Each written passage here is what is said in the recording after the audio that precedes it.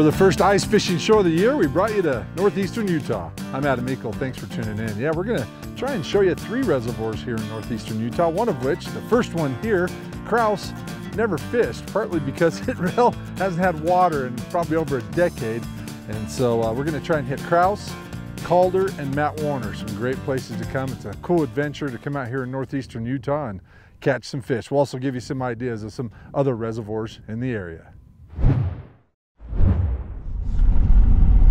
The first thing to note is getting to these 3 reservoirs. They're all within a few miles of each other, and right now with the low snowpack, the roads are all accessible by truck. Once the snow deepens, you'll need a tracked machine to get in here. This is the Pot Creek drainage, and we collectively refer to these 3 reservoirs as the Diamond Mountain Lakes.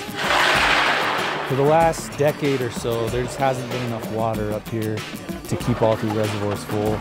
And this reservoir has kind of been the sacrificial reservoir that has basically just been a pond for quite a while.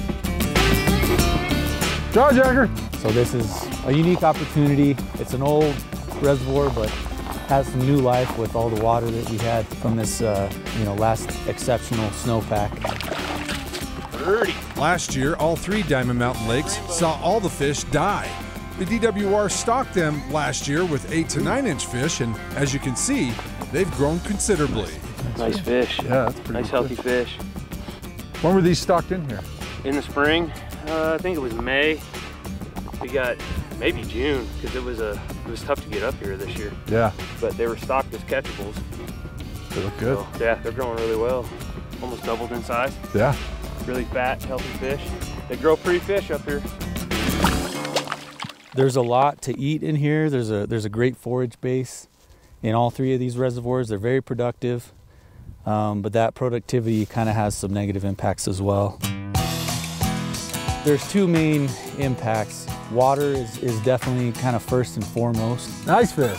But the other big difficulty or challenge that we have to try to overcome when managing these fisheries is high nutrients. There's just a lot of nutrients. And nutrients, they're super important. They're really the building blocks of any food web, really. But we have it, but we actually have too much of it. It's just, the geology has a lot of phosphorus, and that's the rainbow trout, huh? Like I said, that's really good most of the time, but when you have too much of it, there are some negative impacts. Specifically, these 3 reservoirs have a lot of harmful algal blooms, so just that excess phosphorus, excess nutrients, it can cause blue-green algae populations to just explode. Oh, he hit it and I missed him. There he is. Jordan says the green algae is troublesome to these fisheries because once the algae dies, the bacteria that eats the algae consumes a lot of oxygen, and that can mean a death sentence to these fish. Oh, nice fish. Pretty rainbow. A lot of other reservoirs we struggle with not having enough nutrients. The forage base just isn't good enough to support, large fish or a lot of fish.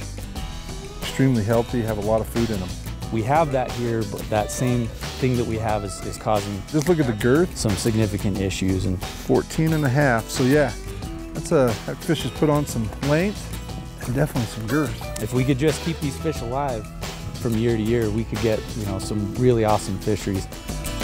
Ollie, there's a fish over here. Ollie, come here. We got a fish. Come get it. Hurry, reel it in. If they can just get these fish to hold over through the winter, Jordan says these 14 to 15 inch rainbows could be 18 to 20 inches next year and be a couple of pounds. And they say if they can hold over for a couple of years, we could see the glory days of these Diamond Mountain fisheries. That's a monster. Woohoo! Good job, bro. Give me a high five. Nice fish. So now we're at the kind of middle reservoir. This is Calder. Nice, Jordan. Oh, yeah. On the deck. What we call a football. Really fat. And this is what we've managed as our trophy fishery here on Diamond Mountain. It's got those special regulations. You can only use artificial flies and lures, and you can only keep 1 fish over 22 inches. We came here about 7, 8 years ago with some buddies, back when the fish held over for a year or two, and man, this place, like Jordan was saying with Crouse, all these lakes could be really productive. We saw some big fish that year. Let him go, let him run. Oh, he is huge. I'm going in after him. Look at that! Oh my God! Holy cow! That thing is a tank! 20 inches. 20-inch rainbows is what's possible at these 3 fisheries if we can just get them to hold over for a year or two.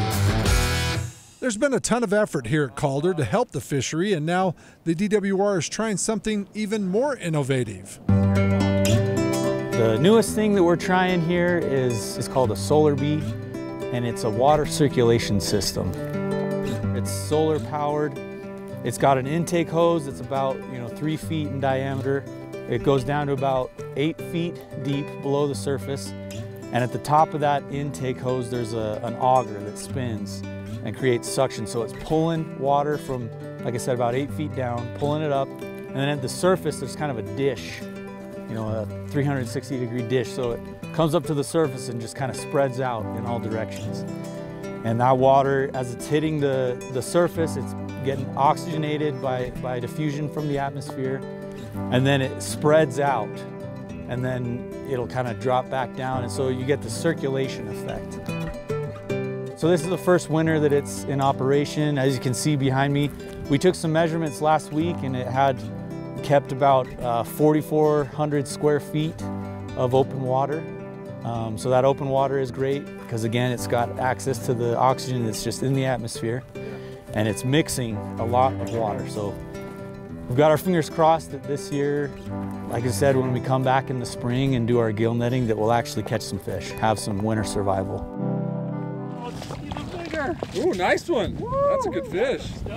Ollie, look at that monster. That might be the biggest one we've seen so far. Oh yeah. Nice one. You're on fire, man. Oliver, you're killing it. I mean, even one winter of survival really could do wonders.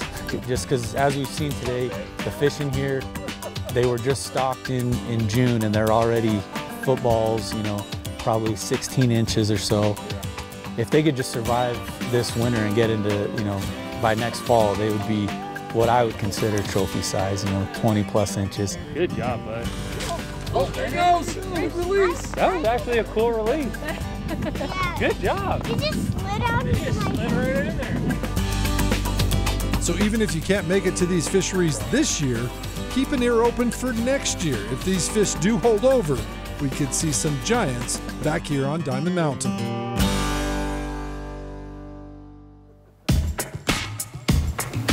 Got him. Nice!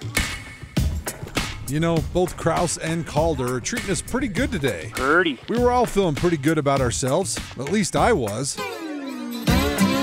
That is until our old friend Tanya Kiefer showed up to settle a bet. I decided to come out ice fishing today because once upon a time I told Adam that we'd make a bet, and Adam lost. You see, Tanya and I made a bet 2 years ago when my Utes played her Buckeyes. I thought she'd forgotten. Obviously not. You want me to wear I that? totally want you to wear that. I got your size.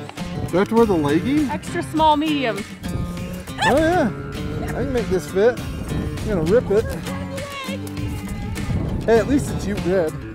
It is Ute red, so it can be multi-use. Okay, I got my... All right. Am I gonna wear the shirt too?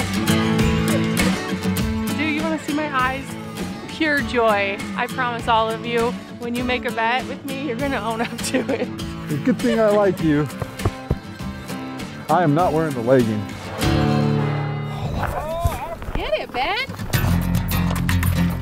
Oh yeah. Nice work. Yeah, that was fun. Where'd you get that guy on? One of the tungsten jigs. I just bent the hook on it pretty bad though, but that's probably one of my favorite jigs right now. After a few last fish at Calder, Pretty good, awesome day. it was time to hit our final destination, Matt Warner. One thing that we've had to do in response to these 2 winners, 2 fish kills that we've had in a row, Our typical stocking management in these reservoirs is to put a whole bunch of fingerlings in, and that way we get more bang for our buck. There's plenty of food.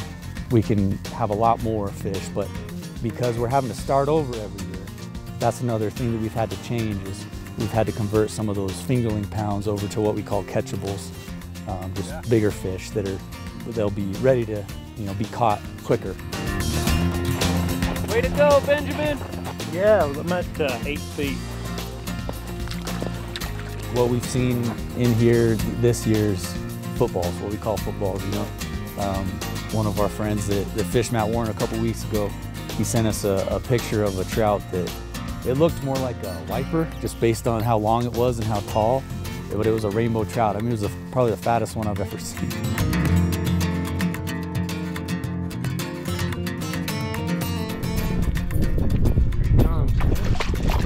Swim. Nice fish. My best fish of the day. Yep, we're at Mount Warner. Caught fish in all three. I got the trifecta.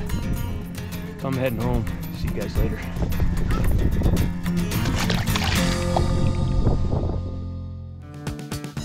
I'm rocking this thing. You are rocking it. It is total Ute colors too, so I mean, I expect to see this more often. Yeah, I don't think so. It's going in the garbage. Hey Jordan, this fisheries date, a ton of potential up here. Pretty excited what you guys can have here if you can get some holdovers. Yeah, if we can get some winter survival, these reservoirs really have great potential for growing some big fish. Yeah. What's cool about this place too is you've got these 3 reservoirs just over the mountain. You probably need Sledge, you got Brownie, you got Long Park, you got what is it, Sheep Creek. There's some big fish and some unique fish in those reservoirs. So get out to the basin, come up here, visit Tanya, and come up here and make some memories. I'm Adam Meikle, KSL Outdoors. We'll see you next weekend. Yeah.